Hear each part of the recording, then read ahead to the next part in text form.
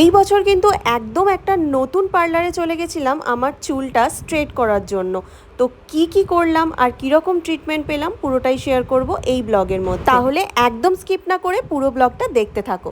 দেখো রাস্তায় যখনই এখন বেরোচ্ছি দেখছি যে সবার চুলগুলো কেমন স্ট্রেট হয়ে গেছে, তো সেটা দেখে অবভিয়াসলি আমারও মনটা খারাপ করছে। ওই জন্য আমিও ভাবলাম আর বেশি লেট না করে আমার চুলটাকেও একটুখানি সোজা করে নেওয়া যাক।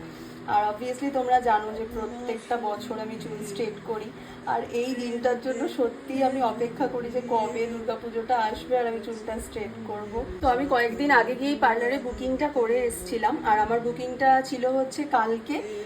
আর ওরা পার্লার থেকে ফোন করে বললো যে আজকে আমাদের হেয়ার ড্রেসাররা ফাঁকা আছে, কালকে প্রচণ্ড রাশ আছে, তো আপনি কি আজকে করতে পারবেন?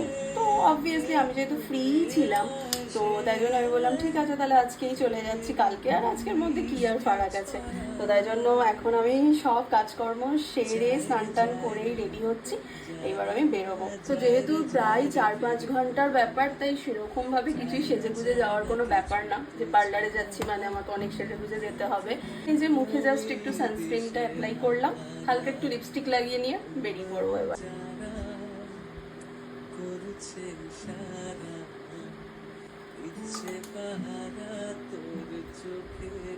এই তো আমি বেরিয়েও পড়েছি, আর বাইরে এত প্রচণ্ড রোদ আর তাপ যে যতক্ষণ না ছাতা আর মাথায় এই একটা স্কার্ফ নিয়ে বেরোবো ততক্ষণে কিন্তু শান্তি নেই। আর আজকে যেহেতু সম্রাট বাড়িতে ছিল না, তাই আমাকে একা একাই বেরোতে হয়েছিল। অনেকক্ষণ রাস্তায় এসে ওয়েট করার পর অবশেষে একটা টোটো পেয়েছি, আর এখন মায়ের সাথে একটু ফোনে গল্প করতে করতে যাচ্ছি। এই তো আমি এখন পার্লারে পৌঁছেও গেছি, আর এসেই প্রথমেই আমাকে হেয়ার ওয়াশের জন্য বসিয়ে দেওয়া হয়েছিল। আর আমার হেয়ারটা দেখার সঙ্গে সঙ্গে ওনারা বলেছিল যে হেয়ারের অবস্থা প্রচণ্ড খারাপ।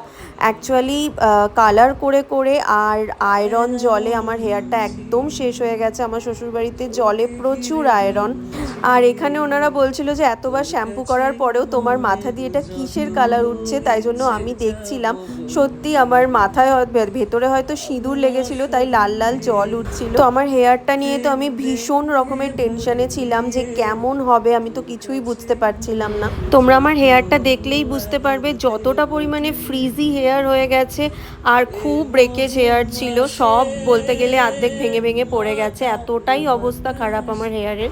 আর এখানে আমার হেয়ারের প্রিপারেশন শুরুও হয়ে গেছে। যে দিদিকে দেখতে পাচ্ছ, এই দিদির কাছেই আমার বুকিংটা নেওয়া ছিল।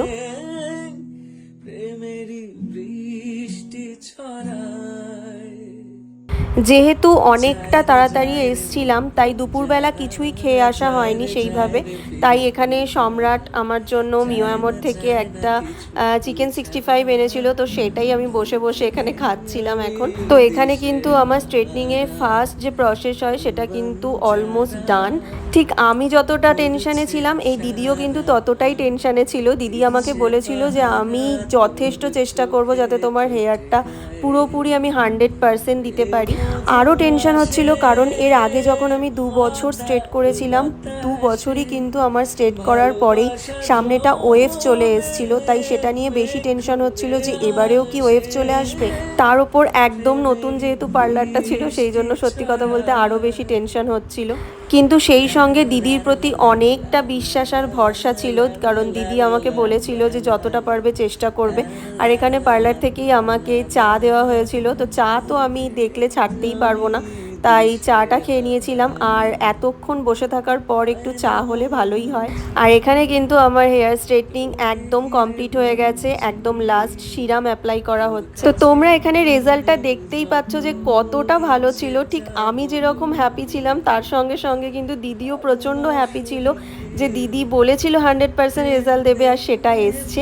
তো দেখতেই পাচ্ছ আমার হেয়ারটা আমি তোমাদের পুরোটা দেখালাম যে কতটা সুন্দর হয়েছে। তো এটাই বলবো, তোমরা যারা যারা কৃষ্ণনগরে থাকো বা তার আশেপাশে থাকো, তোমরা কিন্তু এখানে আসতেই পারো। খুব খুব খুব ভালো সার্ভিস এনাদের, আমি সত্যিই ভাবতে পারিনি। তো তোমরা যারা যারা অ্যাড্রেস চাইছো অবশ্যই আমাকে কমেন্ট করো, আমি অ্যাড্রেস তোমাদেরকে বলে দেব। তাহলে চলো আজকের ভিডিওটা এখানেই শেষ করছি। তোমাদের ভিডিওটা ভালো লাগলে অবশ্যই একটা লাইক করে দিও। টাটা।